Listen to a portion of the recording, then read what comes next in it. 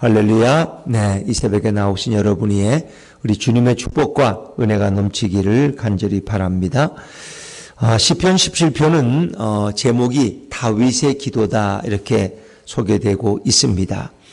다윗이 매우 위험하고 어려운 상황 속에서 그가 죄인으로 몰릴 때 또 그를 죽이고자 하는 집요한 자들의 추격 앞에서 다윗은 자신의 무죄함을 하나님 앞에 변명하고 호소합니다. 나는 죄가 없다는 것입니다. 이런 공격을 당하거나 이렇게 사람들로부터 비난을 당할 만한 그런 죄를 진 적이 없다는 것입니다. 그러면서 그런 1절부터 5절까지 앞부분에서는 자신의 무죄함을 하나님 앞에 호소하는 기도를 드리고, 그리고 6절부터 15절까지는 이제 나를 원수의 손에서, 대적의 손에서 나를 구원하여 달라고 간절하게 기도하고 있습니다.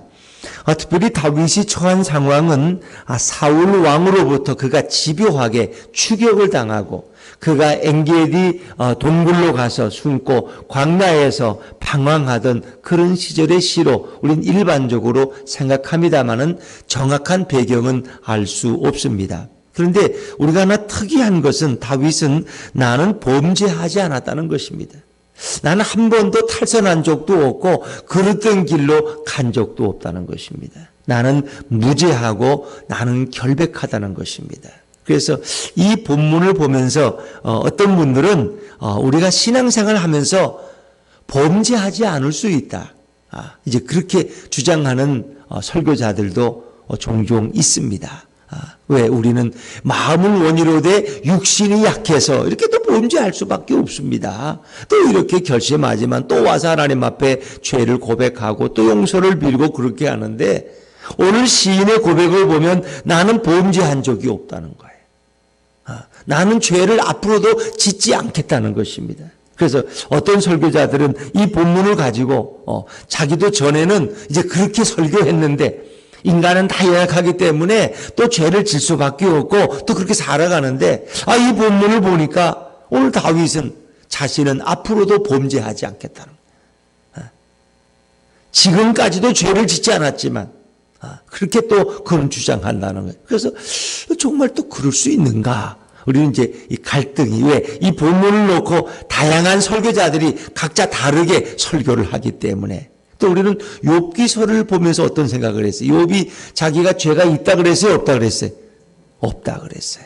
그래서 우리는 이제 인간은 다 원죄를 가지고 태어나기 때문에 궁극적으로는 죄인이다. 그러나 이제 욥이 주장하는 것은 우리가 이해는 해요. 네 새 친구들이 너의 죄 때문에 그런 고난이 왔다. 너의 죄 때문에 너가 이렇게 억세게 재수 없이 고난을 당하고 이렇게 건강도 잃고 재산도 잃고 이렇게 고통을 당하고 조롱거리가 되는 거야. 하나님 앞에 빨리 회개해서 정결함을 입으면 하나님이 회복시켜 줄 거야. 친구들은 계속 전통적인 주장을 하는데, 이제 욥의 주장은 우리가 알죠. 나는 이렇게 하나님 앞에서 이런 고난을 당할 정도로, 이렇게 징계를 받을 정도로 범죄한 적은 없다는 거예요. 나는 이렇게 내 인생이 이렇게 죽음의 위기까지 올 정도로 내가 하나님 앞에 아무리 생각해봐도 그런 죄를 저지른 적은 없다는 것입니다. 이 욥의 우리는 마음을 충분히 이해하고 오늘 다윗의 또 기도를 우리가 이해할 수 있습니다. 물론 다윗은 그 후에도 범죄해요. 이 기도가 사울에게서 추격당할 때면 그가 왕이 된 후에, 그렇죠. 밧세바를 범하고 우리아를 적진에 내몰며 죽이고, 그러면 다윗의 이 결단이라는 건 다 거짓말이 되는 것이죠. 그런데 1절부터 5절까지 다윗은 계속해서 나의 의로움을, 나의 결백함을, 나의 무죄함을 하나님이 판단해 달라는 거예요. 나는 죄가 없다는 거예요. 이것을 어떻게 읽을 것이냐 하는 것을 우리가 생각할 수 있겠죠. 자, 우리 17장 1절 말씀을 먼저 한번 읽어볼까요? 17장 1절입니다. 시작. 여호와여, 의의 호소를 들으소서. 나의 울부짖음에 주의하소서. 거짓되지 아니한 입술에서 나오는 나의 기도에 귀를 기울이소서. 1절에 여호와여 의의 호소를 들어주는 것은 나의 죄 없음을 주님 밝혀주소서, 그런 얘기입니다. 나의 울부짖음을 들으시고 거짓되지 아니한 입술에서 나오는 나의 기도의 귀를, 그러니까 자기 입술은 거짓된 거에 거짓되지 않다는 거예요. 거짓되지 않다는 거예요. 내 입술은 정결하다는 거예요. 난 한 번도 거짓말을 한 적이 없다는 거예요. 그러니까 거짓말 한 적도 없는 내 입술에서 나오는 내 기도에 하나님 귀를 기울이시고 내가 얼마나 의로운 자임을 좀 하나님이 증명해 달라는 거예요. 사람들은 나를 죄인이라 그러는데, 그리고 나가 뭐 무슨 죄가 있다고 나를, 사울은 눈만 뜨면 나를 죽이려고 하는데, 그러니까 사람들이 생각할 때 저 다윗이, 사울 왕이 자기 사위를 그냥 죽이려고 그러겠느냐, 뭔가 다윗에게 문제가 있으니까 저러는 거 아니냐. 그러니까 다윗이 죄인이라는 거예요. 사울 왕이 아무리 사람이 나쁘다 그래도 자기 사위를 저렇게 끈질기게 죽이려고 하는 데는 다 이유가 있는 거 아니냐. 분명히 다윗에게 죄가 있다. 우리가 모르는, 그러니까 저렇게 하는 것이지 하면서 사람들은 그렇게 입방아를 찢을 수 있어요. 다윗은 계속 자기는 죄가 없다는 거예요. 자, 2절입니다. 2절 한번 읽어보죠. 2절 시작. 주께서 나를 판단하시며 주의 눈으로 공평함을 살피소서. 주께서 나를 판단하신다는 말도 공동 번역을 읽으면 내가 죄 없다는 것을 주님이 좀 판단해 달라는 거예요. 나의 의로움을, 그리고 주의 눈으로 좀 나의 결백함을 살펴달라는 거예요. 이 다윗의 기도가. 3절에도 마찬가지예요. 3절도 한번 읽어보죠. 시작. 주께서 내 마음을 시험하시고 밤에 내게 오시어서 나를 감찰하셨으나 흠을 찾지 못하셨사오니 내가 결심하고 입으로 범죄하지 아니하리이다. 하나님이 나를 살피셨는데 마치 의사가 진찰기를 가지고 이렇게 내 병을 살폈던 것처럼 하나님이 오셔서 내 마음을 시험하셨다는 거예요. 이 시험이라는 것은 이렇게 금을 연단하듯이, 쇠를 순결하게 만들듯이 이렇게 불에다 넣어서 그것을 연단하는 그런 것 시험이라는 거예요. 하나님이 고난 속에서 나의 결백함을 시험해 보지 않으셨습니까? 그래서 그 하나님이 밤에 나를 찾아왔다는 거예요. 다윗의 고백 속에 나를 찾아오셔서 나를 살피셨지만은 내게서 흠을 찾지 못했다는 거예요. 하나님이. 뭔가 다윗 나름대로의 개인적인 이제 고백이겠죠. 하나님이 내게서 흠을 찾지 못하였고, 또 내가 결심하고 입으로 범죄하지 아니하리이다. 내가 앞으로도 내 입술로 범죄하지 않겠다는 거예요. 그렇게 결심하고. 나는 4절에도 마찬가지. 사람의 행사로 논하면 나는 주의 입술의 말씀을 따라 스스로 삼가서, 늘 말씀을 따라서 삼갔기 때문에 포악한 자의 길을 가지 아니하였사오며. 복 있는 사람은 죄인의 길에 서지 아니하고 하는 것처럼 나는 포악한 자의 길을 간 적이 없다는 거예요. 나의 걸음은 한 번도 실족한 적이 없다는 거예요. 자, 5절입니다. 5절 시작. 나의 걸음이 주의 길을 굳게 지키고 실족하지 아니하였나이다. 나의 걸음이 주의 길을 굳게 지키고, 주님이 내게 말씀하신 그 길을 따라서 나는 한 번도 길을 벗어난 적이 없고 실족한 적이 없고, 실족이라는 것은 길을 벗어나는 거예요. 하나님의 말씀에 보도해서 벗어난 적이 난 한 번도 없다는 거예요. 이제 우리가 쉽게 해석하면 나는 내 장인인 사울 왕으로부터 이렇게 죽음의 위기를 몰릴 정도로 그런 죄를 진 적이 없다, 이렇게 말할 수도 있겠죠. 그러나 다윗이 이렇게 자신의 무죄함과 결백을 주장한다면 과연 어느 인간이 하나님 앞에서 결백하다고 말할 수 있겠느냐. 결국 이렇게 자신이 결백을 하나님 앞에서 말씀하실 수 있는 분은 누구밖에 없을 것 같아요? 예수 그리스도밖에 없는, 예수님밖에 없다. 그러니까 다윗은 어떤 일은 사울에게서 쫓김받는 상황이나 어떤 사람들이 자신을 죄인으로 몰고 가는 상황 속에서 자신의 결백을 호소했지만 결국 그것은 우리의 죄를 대신해 짊어지고 십자가에 죽으실 그 예수님의 결백함을 다윗의 입술로 고백하고 있는 것입니다.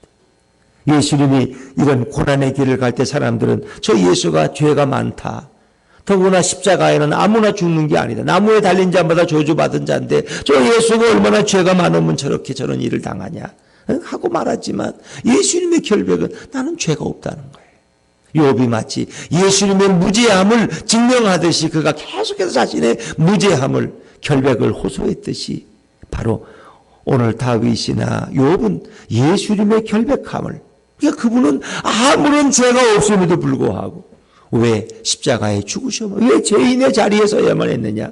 저와 여러분의 죄를 대신 짊어지시고 무죄하신 그분이 포악한 자들의 손에 의해서 죽임을 당했다는 것을 성경은 계속해서 강조해서 말씀하고 있는 것입니다.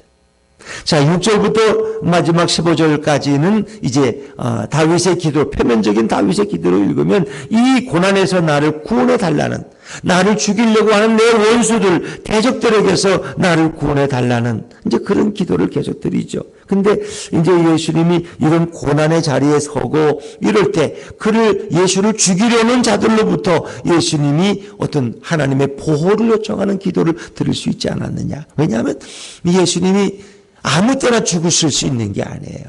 그러니까 그가 갈릴리에 가서 말씀을 전할 때 사람들이 와서 예수의 말을 듣고 우리가 저 부모를 알고 형제를 아는데 저놈이 참남하게 자기가 무슨 하나님의 선지자라고 또 하나님의 아들이라고 건방지다는 거예요. 그래서 절벽에서 예수를 밀어뜨려서 죽이려고 해.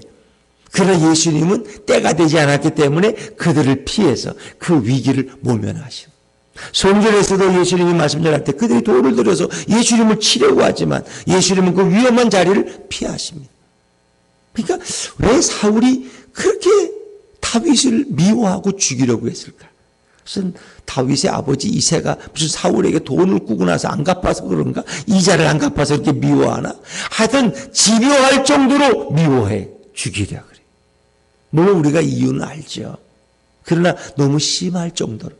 그런 자기 사위인데, 자기 딸을 행복해 주려고 하는 그런 사위인데 그 사위를 그렇게 죽이려고 하는, 집어먹은 세상사들을 볼 때 이유가 안 되는 거예요. 왜 그 대제사장과 서기관과 율법사들이 그렇게 예수님을 미워할까? 예수만 보면 그들은 일을 가라. 그들은 모이면 저 명절에 어떻게 예수를 죽일까? 그걸 모의하고 계획하고 그걸 진행해. 저렇게 미워할 필요가 뭐 있을까? 그 예수의 죄를 찾아내려고 스파이들을 보내고 정탐꾼들을 보내서 예수의 어떤 죄를 찾아내서 그를 고발하려고. 그렇지요.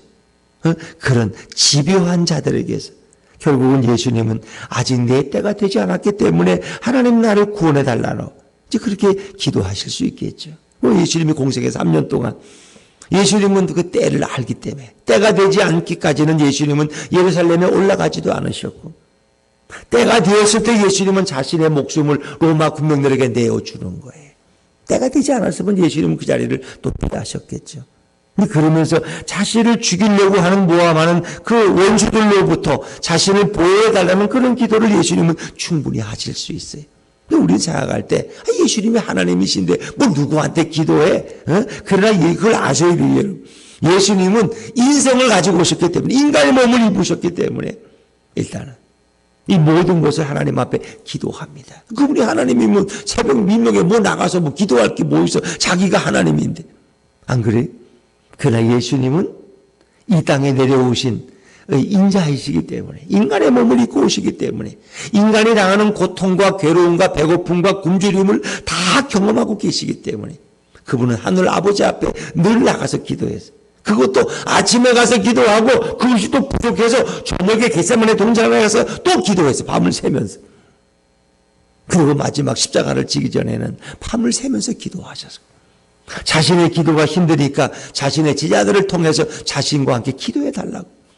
그분이 그 기도가 얼마나 간절한지 피와 땀방울로 그 몸이 얼룩질 정도로 그 기도는 절박한 기도였어요. 그리고 그분은 인생을 가셨기 때문에 아버지가 할 수 있거든 이 잔을 내게 옮겨달라고 또 기도했어. 그러나 그것이 아닌 되는 줄 알기 때문에 아버지의 뜻대로 내가 이 잔을 지겠다고 그렇게 예수님 결심하시고 지아들과 함께 나를 이제 팔려는 자들이 왔다, 나를 죽이려는 자들이 왔다, 가자 하면서 지아들을 끌고 가시지 않습니까? 그분은 능히 천사들을 동원해서 그 대적자들을 다 물리칠 수 있지만 그분은 그렇게 하지 않습니다. 순순하게 그들에게 결박당하고 그 고난의 길을 가신다.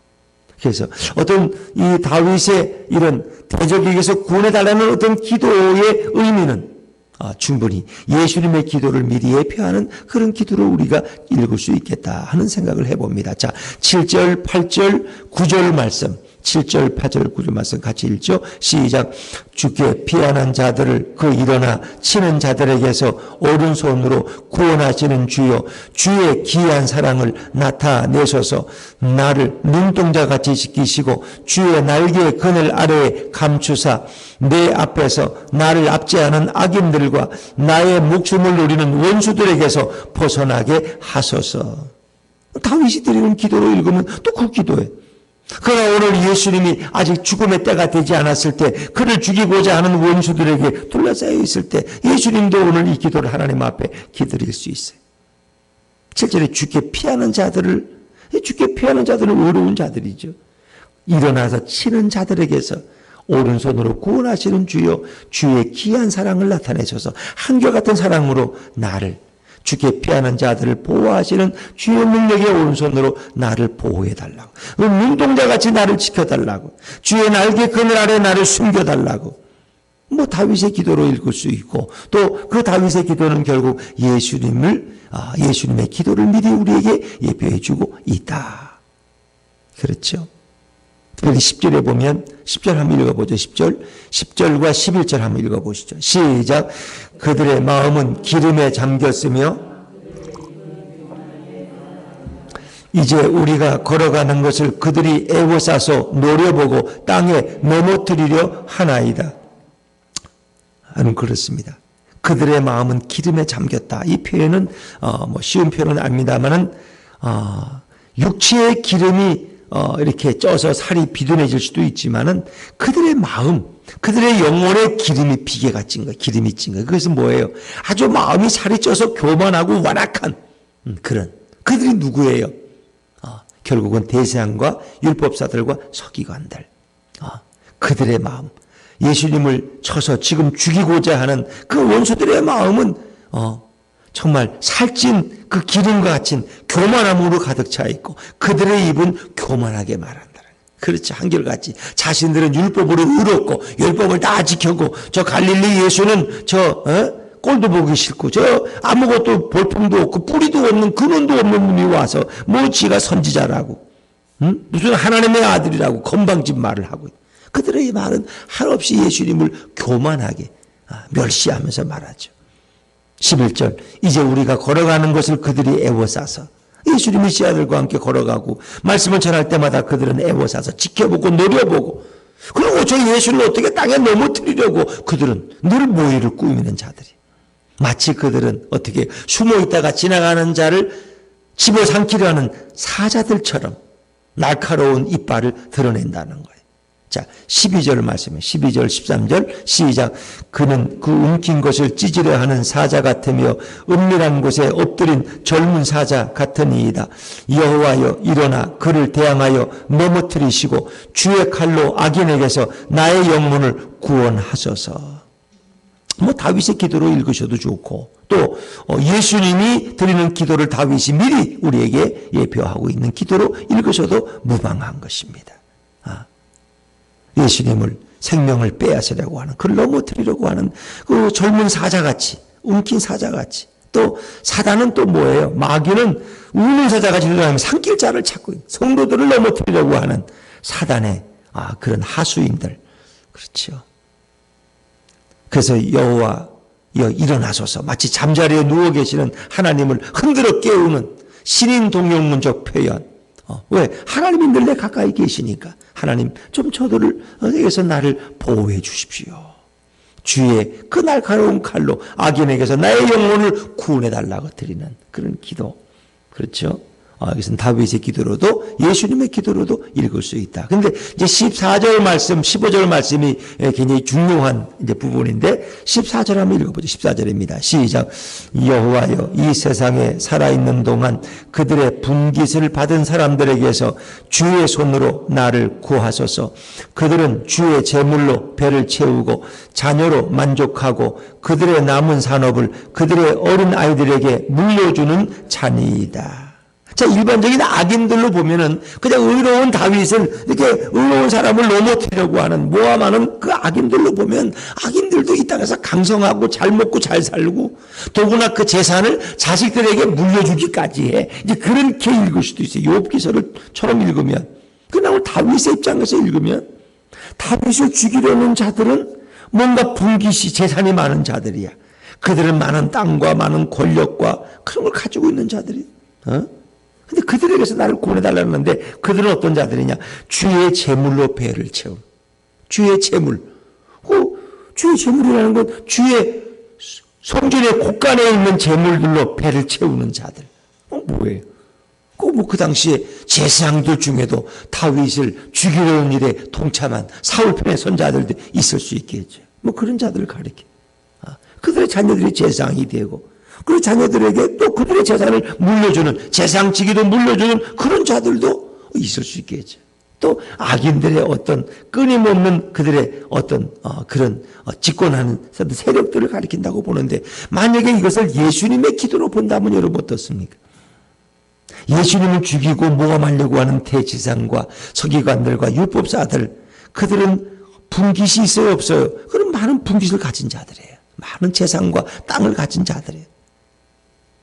그런데 중간에 보면 그들은 주의 재물로 배를 채우고, 주의 재물이 뭐예요? 하나님 앞에 드린 선물들. 그 제사 드리려고 갖다 바친 것들을 주의 성전의 곳간에 가득 채워놨는데, 제사장들은 엘리 제사장 같은 경우 말이에요. 그것도 다 자기들의 배를 채워. 그 하나님 앞에 바친 재물들이 다 자기 거야. 그냥 마음대로 배를 채우고, 자녀들도 배불리 먹게, 배 터지게 먹게 다 내줘. 자식들에게 그냥. 제사장의 자식들이 굶어주는 법이 없으니까. 그리고 그 남은 산업을 또 그들 자식들에게 또 대대로 물려줘. 그런 자들. 사회적인 집권 세력, 종교적인 특권 세력들이 예수님을 죽이려고 하는 거예요. 그들은 자신이 죽이면 자식이 또 대를 이어 대제사장을 하고, 그들의 권세와 그 종교적인 그 기득권은 대대로 이어져 그냥. 그렇죠. 그들은 굶주린 자들이 아니야. 배부르고 얼마든지 그 물질을 사용하고, 자칫 또 오해하면 또 무슨 대교에 또 세습하는 목사님들처럼 또 그렇게 말하는 분들이 또 어떤 설교잖아요. 그들은 그 종교적인 자리를 가지고 있다가 자식들에게 또 목사 자리를 물려주고, 그들은 또 자식들이 또 호화롭게 살고, 그래. 하나님을 떠난 마치 대제사장들 모습. 예수님이 없는 대교회만을 자랑하는 어떤 대교회 목사들은 자신들의 기득권을 자식들에게 또 목사로 물려주고, 또 그들이 그 권세를 다 누리고 또 배부르게 살고, 그렇게 살아가는, 어찌 보면 타락한 모습들. 예수님을 십자가에서 죽이려고 하는 자들은 다 그런 자들이에요. 대제사장들. 그런 배부르고 굶주린 자들이 아니에요. 그들은 교만하고, 그리고 자식들에게 모든 것을 다 그 종교적 기득권을 지켜야 돼. 근데 이제 예수가 나타나서 내 이 성을 허물려고 그래. 그러니까 이제 이 장사도 못해 먹겠어, 예수 때문에. 그 예수를 죽여야 돼. 예수가 있는 한은 제사장들이 그 일을 계속 할 수가 없어. 서기관과 바리새인들이 종교적 기득권을 가질 수가 없어. 예수가 온다면 대교회 목사님들 중에도 삐뚤은 예수가 없는 분들, 잘못된 분들, 그 자기 사업으로 하는 분들, 자식들에게도 물려줘서 그 대대로 물려주는 분들을 예수가 불편해. 그냥 우리 교회가 최고고, 우리 교회가 의로우고, 우리 교회가 공의롭고, 우리 교회가 정의이고, 성곽처럼 쌓아서 그 누구에게나 해당될 수 있는 거죠. 그 예수님의 기도로 읽으셔도 되고 다윗의 기도로 읽어도 돼요. 예수님을 죽이려고 하는 자들은 결국 유대 예루살렘의 종교 기득권자들, 그들이 예수님을 죽여서 없애야지 그들의 마음이 편하고 그들의 기득권이 계속 지속된다. 그렇죠? 자, 그런가 하면 15절의 말씀은 이제 부활을 얘기하는 거예요. 15절 말씀, 15절 같이 읽죠. 시작. 나는 의로운 중에 주의 얼굴을 배우리니 깰 때에 주의 형상으로 만족하리이다. 다윗의 기도로 읽을 수도 있고 또 예수님의 기도로 읽을 수도 있어요.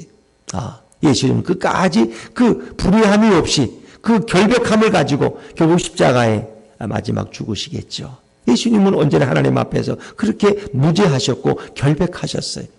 그러나 깰 때라는 건 이제 아침에 깰 때도 있지만 또 사망의 잠을 잔다는 표현도 앞에도 이렇게 많이 나오죠. 다윗의 기도 중에도. 그런데 그가 깰 때라는 것은 구약에서 표현은 주로 부활할 때야. 부활할 때. 내가 사망의 잠을 자다가 내가 깰 때에, 내가 부활할 때에 주의 형상으로 만족하리이다. 뭐 다윗이 부활하겠어요? 다윗이? 그 다윗의 기도로 쓰여졌지만은 이것은 예수님이 부활하실 때 하나님의 그 모습 그대로 부활의 그 생명의 주의 모습으로 예수님은 부활하셔서 우리 영원한 주가 되시죠. 그래서 예수님이 죽음에서 의로운 자로 죽으셨다가 의롭게 죄가 있어 죽은 것이 아니라 의로운 자로 결백한 자로 인간의 죄를 짊어지시고 죽으셨다가 그가 깰 때에 그 부활의 영원한 주로 다시 살아날 것을 우리에게 예고하고 있는 것이다. 이렇게 우리는 다윗의 기도를 예수님의 기도로 이렇게 읽을 수 있을 것입니다. 또 오늘도 고난받는 이런 성도들, 죄가 없음에도 억울한 누명을 쓰고 살아가는 성도들은 바로 그런 일을 당하셨던 예수님께서 그의 신원을 보호해 주시고 또 변호해 주시고 하나님 앞에서 그를 죄 없다고 인정해 주시는 거죠. 오늘도 고난 속에 살아가는 많은 사람들은 이 다윗의 기도 또 오늘 예수님을 예표하는 그 기도를 통해서 오늘도 주님은 의로운 자의 편에 서시고 우리의 영혼을 악인에게서 구원하시는 그런 주님임을 고백하면서 오늘도 그 예수님과 함께 걸어가는 복된 승리의 하루가 되시기를 주의 이름으로 축원합니다.